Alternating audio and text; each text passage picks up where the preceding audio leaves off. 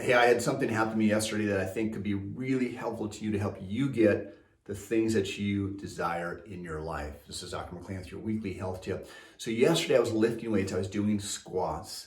And if you've ever lifted weights before, someday your muscles are feeling good and you can move the weights a little bit easier. Some days they're not feeling so good.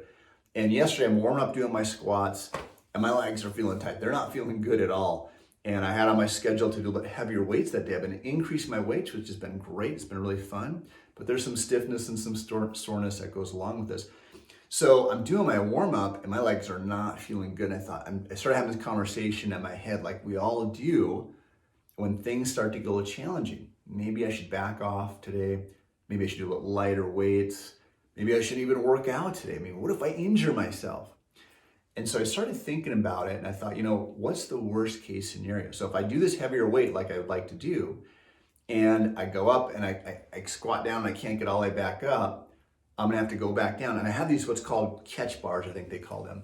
So the worst case scenario is I'm gonna drop down. Maybe I could injure myself, but pretty small chance. Basically, I'm just gonna fall down. These bars are gonna catch weight. I'm really not gonna have any problems. So I thought all this fear that I was building up in my brain for this worst case scenario that's pretty minimal. And so I want you to think about in your life the things that you desire. Maybe it's more money, maybe it's a better relationship, maybe you want a new job, maybe you want to go start a business. And we don't take that first step because we're so fearful of what might happen. And I'm not saying to take a huge risk, but take that first step. And a lot of times we don't take the step because why? We don't want to look foolish. And most of the time, that's just in our own brain. Everybody else is just thinking about themselves. I hate to say it, but they're not thinking about you. They're not thinking about me. They're just thinking about themselves.